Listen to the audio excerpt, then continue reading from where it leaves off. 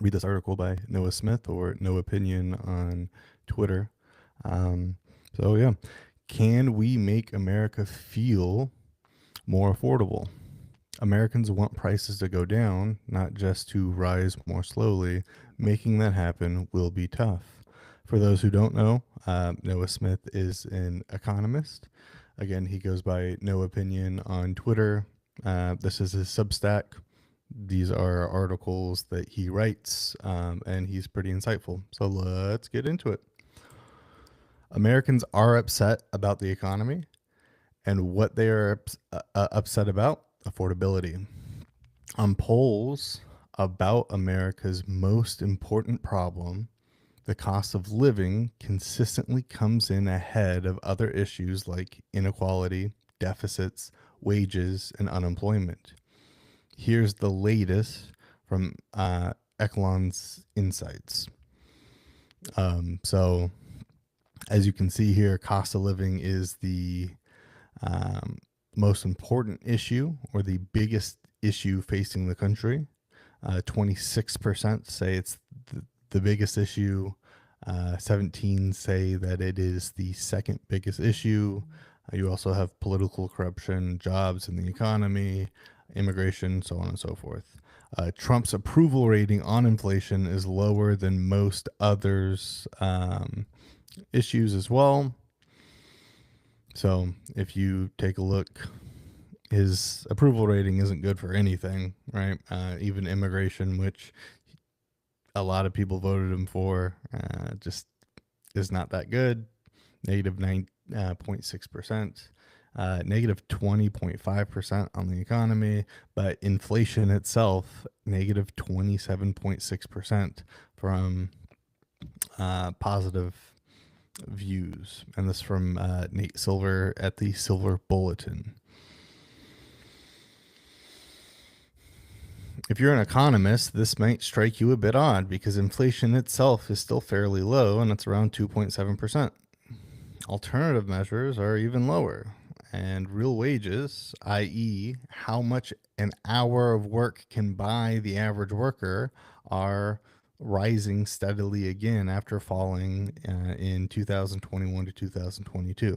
This is one of the big things that I said leading into the 2024 election, is that real wages was actually outpacing inflation, but nominal prices are more emotional. They strike a more emotional response than actually figuring, hey, I'm actually making a lot more now. I'm making more on average than inflation has gone up.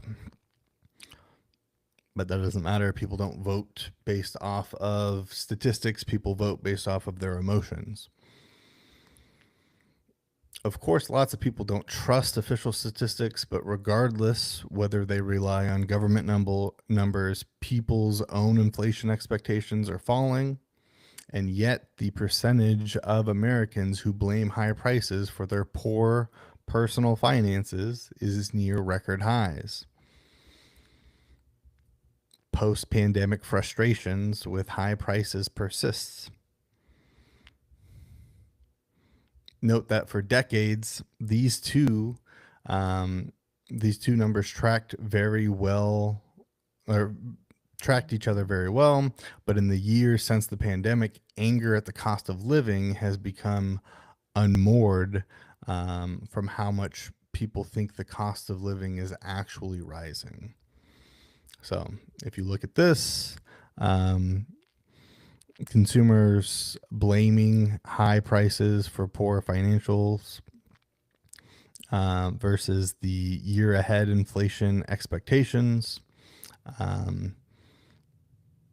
Again, this is something where it is a lot less drastic than people think it is.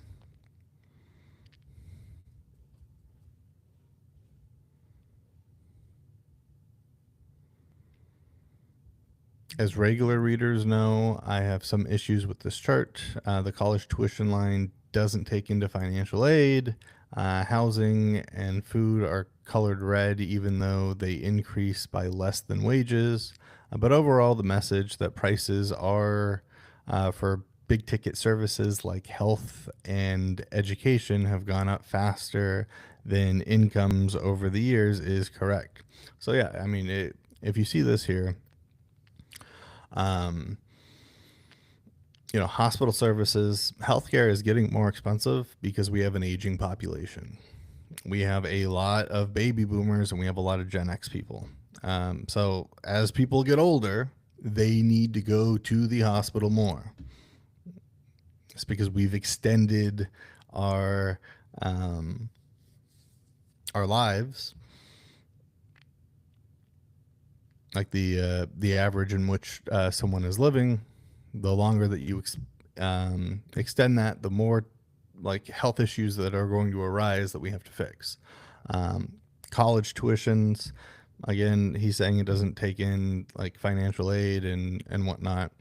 Um, College textbooks have continued to rise because if we make jobs, if we make it where jobs, in order to get a job, you have to have a college degree, then, you know, college textbooks get to say, hey, if you're going to use our material, you're going to have to use the material. Child care and nursery care, this is really important because if we want people to have more kids, which as a society we want, then like the barrier of child care needs to change. And that's from getting pregnant, that's from like carrying the baby, that's a huge stress on the mother. A lot of these things, like if you look at the GDP of countries and then you correlate it to the average birth rate, you can see like as nations get richer, women want to have kids less and less, right? And that's because it's a burden. It is a burden to carry the kid for 9 months. There's a lot of health risks that come along with it, as well as like giving birth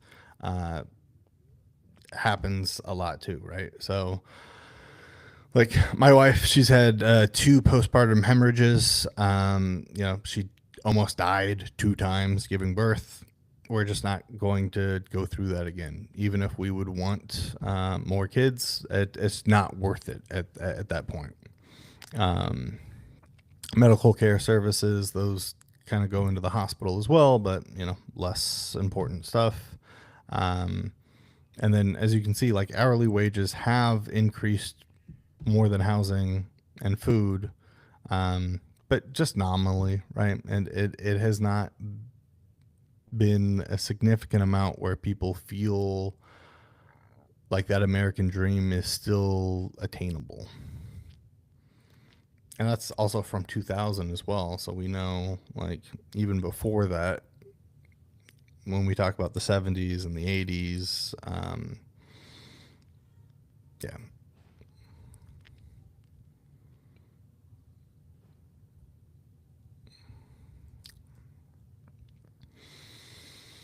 Essentially, a lot of Americans seem to feel that inflation of 2021 to 2022 caused some kind of long lasting wound and that they want prices decreased in order to erase its memory.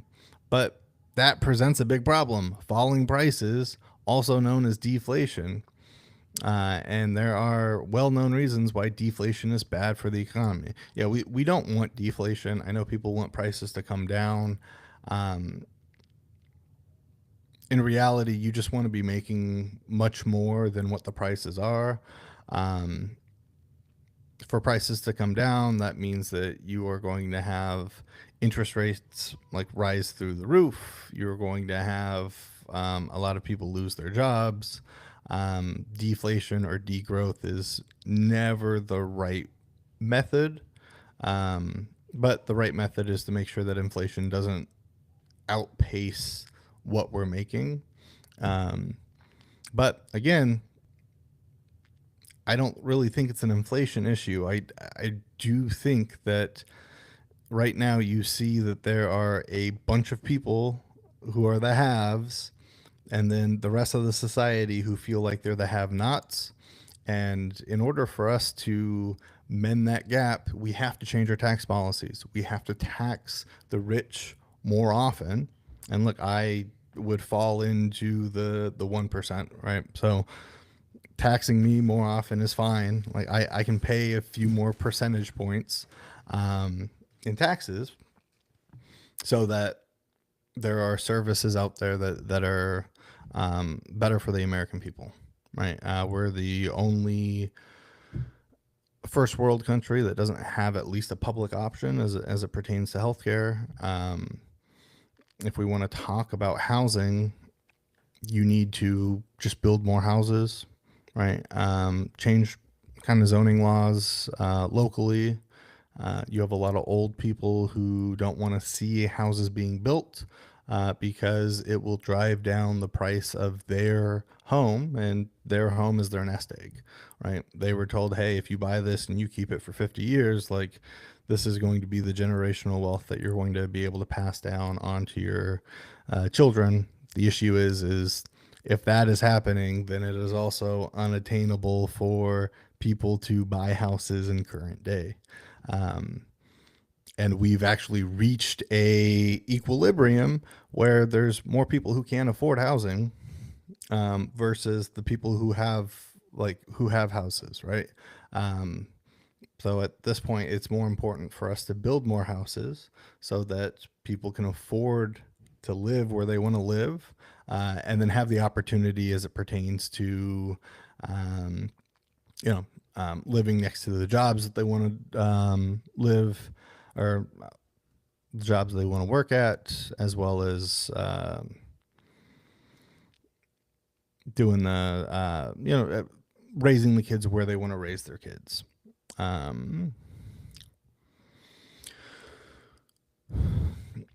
So in order for deflation to actually happen, you're going to have to raise interest rates and keep them high for a long period of time. Here's an easy, simple way to think about how that works. Taking money out of the economy makes things cheaper because there are fewer dollars to spend on things. The way the Fed takes money out of the economy is to sell bonds for cash and then destroy the cash. Selling bonds reduce the price of bonds. When bond prices go down, interest rates go up because they're borrowing. So they're selling the bonds to other countries, keeping our interest rates low so that we can continue to grow and have the best economy on earth, right? So if you do the opposite of that and people start getting rid of their bonds, so our bonds are useless, then that foreign investment coming in just stops happening. When that stops happening, when money stops coming into the economy, then yeah, sure, prices have to go down because people can't afford anything, but they're going down because people can't afford anything. If you raise interest rates, two things tend to happen. First, it tends to hurt the real economy because higher interest rates make it harder for business to borrow and expand. We just talked about that. In the 1980s, Paul Volcker raised rates in order to bring down inflation, and it caused a severe recession. Raising interest rates also raise mortgage rates, which make it harder to buy a house. Note that the recent increase in mortgage rates is nothing compared to what it was in the 80s when it hit 18%, right? So people are complaining right now that you're looking at like a 6%, 7% mortgage. Back in the 80s, that was 17%, right? And prices were cheaper then, but we had more housing available, right? So you have to build more houses, and we're just not doing that. More expensive mortgages are probably going to make a lot of people feel that housing has become less affordable, which will cancel out some of the psychological benefit of seeing consumer prices go down. Deflation also makes debt harder to pay off, right? So Right now, we have $32 trillion in debt. Most debt is denominated in dollars. Inflation doesn't just reduce consumer price, or deflation just doesn't reduce consumer prices. It also reduces nominal incomes, meaning people earn fewer dollars. I talked about that previously.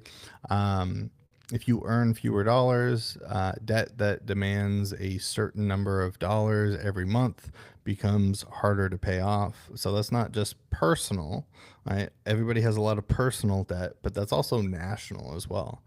That can also add additional harm to the economy. When people's debts get harder to pay, they tend to back off on spending, which reduces aggregate demand in the economy, which also causes more deflation. This is called debt deflation, and it can be very painful and difficult to get out of. In the extreme case, deflation can even cause a deflationary spiral. When people know that prices are going down, they may delay their spending, causing prices to go down even further, which, in addition to throwing people out of work, simply cements the belief that prices will fall even further. This magnifies the economic plan of deflation, right? I agree with Noah. I don't think deflation is the way that we should go. The affordability crisis doesn't need to be solved by deflation. It can be solved by the expansion of the economy, and it can be solved by building more houses, by creating government entities to help with healthcare, like a public option. I think a public option is probably the best thing for Americans, because Americans still want the ability to have their private insurance, especially Americans who can afford it. But having a public option where people know that if I get sick, I can at least go to the hospital and it's not going to bankrupt me, is something that we need, and it will actually drive down costs as well, because then more people, there's more money that's going into the insurance industry, which reduces the risk from insurers. And then as soon as you mitigate the risk, then insurance companies don't have to charge as much for premiums. That's why repealing the ACA, or not allowing the subsidies for the ACA to happen in 2026 is going to cause everybody's premiums to go up, because there's going to be people who were previously on the ACA that cannot afford the ACA, and those insurance companies are going to have to find a way to mitigate the risk for everybody, and thus to raise everybody's premiums. But yeah, this was just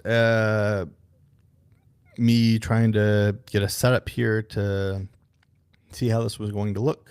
I know it's a pretty boring stream, but I just wanted to see how that was going to play out. Let's see if I play this, what will happen. It's morning again in America. Today, more men and women will go to work than ever before in our country's history. With interest rates at about half the record highs of 1980, nearly 2,000 families today will buy new homes, more than at any time in the past 4 years. This afternoon, 6,500 young men and women will be married. And with inflation at less than half of what it was just 4 years ago, they can look forward with confidence to the future. It's morning again in America. And under the leadership of President Reagan, our country is prouder and stronger and better. Why would we ever want to return to where we were less than 4 short years ago?